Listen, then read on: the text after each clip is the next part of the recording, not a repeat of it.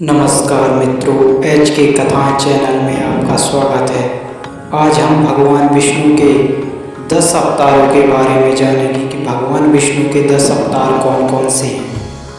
तो आइए शुरुआत करते हैं। सबसे पहला अवतार था मत्स्य अवतार। कथा के अनुसार एक समय पृथ्वी में महाप्रलय आने वाली थी। उस समय पृथ्वी पर एक महान राजा राज्य करते थे, राजा सत्यव्रत, जिन्हें आगे चलकर मनु कहा गया। एक दिन जब राजा नदी में अर्घ दे रहे थे, तब उनके हाथ में एक छोटी मछली आ गई। मछली ने उनसे विनती की कि बड़ी मछलियां मुझे खा जाएंगी, इसलिए उसकी रक्षा करें। राजा ने दया करके उसने अपने कमंडल में रख लिया, परंतु कुछ ही समय में वह मछली इतनी बड़ी हो गई कि कमंडल में नहीं समाई। राजा ने उसे तालाब में डाला, झील में डाला, फिर समुद्र में डाला।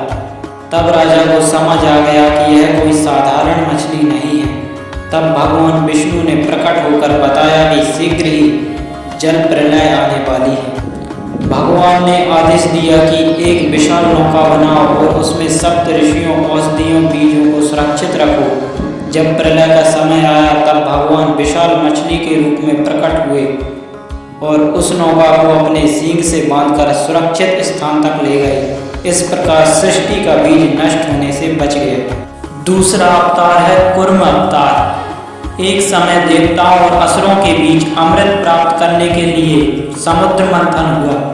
मंदराचल पर्वत को मथनी बनाया गया और वासुकी नाग को रस्सी बनाया गया। जब मंथन शुरू हुआ तो मंदराचल पर्वत समुद्र में डूबने लगा। तब भगवान विष्णु ने विशाल कछुए का रूप धारण किया और समुद्र के नीचे जाकर पर्वत को अपनी पीठ पर उठा लिया। मंदराचल पर्वत उनकी पीठ पर स्थिर हो गया और मंथन शुरू हुआ। इस मंथन से अनेक वस्तुएं निकली। देवी लक्ष्मी जी, चंद्रमा, कामधेनु, ऐरावत, पारिजात और अंत में अमृत कलश। इस प्रकार भगवान ने देवताओं की सहायता की। तीसरा अवतार था वराह अवतार। एक समय दैत्य हिरण्याक्ष ने पृथ्वी को समुद्र में डुबो दिया और उसे पाताल में छिपा दिया। तब सृष्टि संकट में पड़ गई। तभी भगवान विष्णु ने विशाल वराह अर्थात सुअर का रूप धारण किया। उनका शरीर पर्वत के समान विशाल था और उनकी गर्जना से तीनों लोग कांप उठे। भगवान समुद्र में उतरे और गहरे पाताल तक पहुँचे। वहाँ उन्होंने पृथ्वी को अपने दांतों पर उठाया और ऊपर ले आए। हिरण्याक्ष ने भगवान को चुनौती दी और दोनों के बीच भयंकर युद्ध हुआ। अंत में वराह भगवान ने उस दैत्य का वध कर दिया।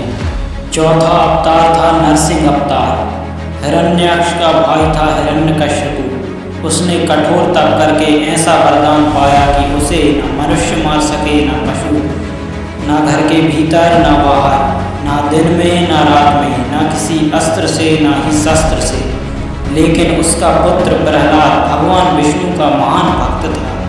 हिरण्यकश्यपु ने उसे कई बार मारने की कोशिश की। कभी विष दिया गया, कभी पहाड़ से फेंकवाया गया, कभी हाथियों से कुचलवाया गया, कभी आग में बैठाया गया, पर भगवान ने हर बार प्रहलाद की रक्षा की। एक दिन क्रोध में आकर हिरण्यकश्यपु ने पूछा, क्या तुम्हारा विष्णु इस स्तंभ में है? प्रहलाद ने कहा, भगवान हर जगह है। तभी स्तंभ फट गया और भगवान नरसिंह प्रकट हुए।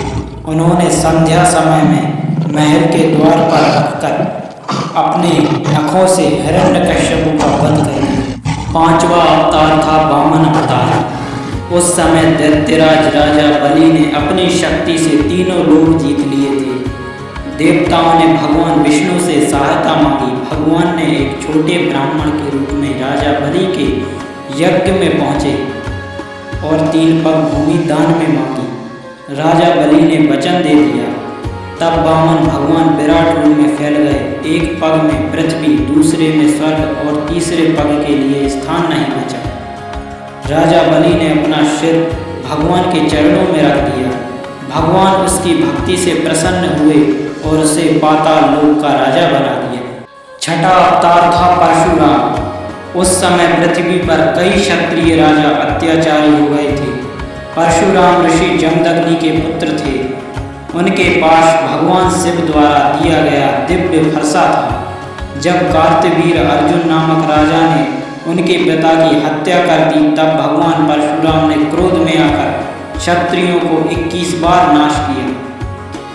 परशुराम जी को अमर माना जाता है और कहा जाता है कि वे आज भी जीवित हैं। 7वां अवतार था भगवान राम। राम जी का जन्म अयोध्या में राजा दशरथ के घर हुआ।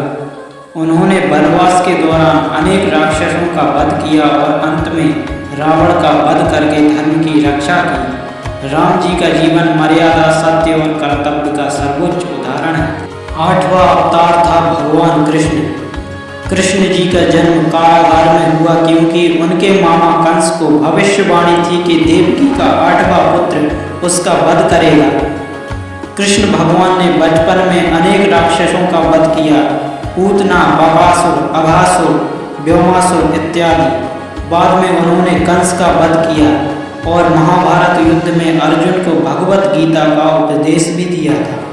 9वां अवतार माना जाता है गौतम बुद्ध। उन्होंने संसार को करुणा, अहिंसा और ध्यान का मार्ग सिखाया। उनका संदेश था कि मनुष्य अपने कर्म और ज्ञान से ही दुखों से मुक्त हो सकता है। 10वां और अंतिम अवतार होगा कल्कि अवतार। जब कलयुग में अधर्म अत्यधिक बढ़ जाएगा, तब भगवान विष्णु कल्कि रूप में प्रकट होंगे। शास्त्रों के अनुसार वह सफेद घोड़े पर सवार होंगे और दुष्टों का नाश करेंगे। फिर धर्म की स्थापना होगी और सतयुग का आरंभ होगा। आशा करते हैं आपको यह वीडियो अच्छा लगा होगा। यही है भगवान विष्णु के 10 अवतार। जय श्री हरि। इसी प्रकार की और वीडियो देखने के लिए हमारे चैनल को सब्सक्राइब करें।